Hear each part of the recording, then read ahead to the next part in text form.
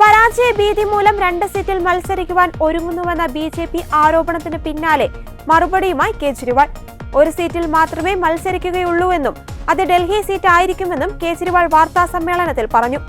India സഖ്യത്തിന്റെ ഭാഗമായിട്ടല്ല മത്സരിക്കുന്നതെന്നും ഡൽഹിയിൽ എ.എ.പിയും ബി.ജെ.പിയുമായിട്ടായിരിക്കും പോരാട്ടമെന്നും കേജ്രിവാൾ കൂട്ടിച്ചേർത്തു.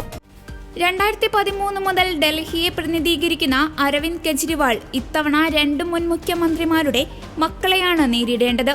ബി.ജെ.പി. മുൻ മുഖ്യമന്ത്രി സാഹിബ് സിംഗ് വർമ്മയുടെ മകൻ പർവേഷ് വർമ്മയെ മത്സരത്തിനിറക്കുമ്പോൾ കോൺഗ്രസ് ഷീല ദീക്ഷിതിന്റെ മകൻ സന്ദീപ് ദീക്ഷിതിനെയാണ് രംഗത്തിറക്കുന്നത്. ബി.ജെ.പി. ഐ.ടി. സെൽ തലവനായ അമിത് മാളവ്യയായിരുന്നു എക്സ്പോസ്റ്റിലൂടെ കെജ്രിവാൾ പരാജയം ഭയക്കുന്നുവെന്നും 1-ലധികം സീറ്റിൽ മത്സരിക്കാനുള്ള നീക്കം നടത്തുന്നുവെന്നും വ്യക്തമാക്കിയത്. പരാജയ ഭീതിയെ തുടർന്ന് കെജ്രിവാൾ വോട്ടേഴ്സ് ലിസ്റ്റ് അടക്കമുള്ളവ സംബന്ധിച്ച് അസംബന്ധമായ ആരോപണം ഉന്നയിക്കുകയാണെന്നും മാളവ്യ പറഞ്ഞിരുന്നു. ഇതിന് മറുപടി പറയുകയായിരുന്നു കെജ്രിവാൾ.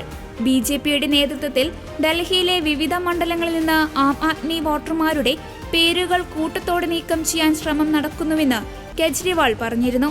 തെരഞ്ഞെടുപ്പിൽ എ.എ.പിയെ പിന്തുണയ്ക്കാൻ തീരുമാനിച്ച ഇന്ത്യ സഖ്യത്തിലെ സമാജ്വാദ് പാർട്ടി, തൃണമൂൽ കോൺഗ്രസ്, ശിവസേന എന്നിവരോട് നന്ദി പറയുന്നതായും കെജ്രിവാൾ പറഞ്ഞു.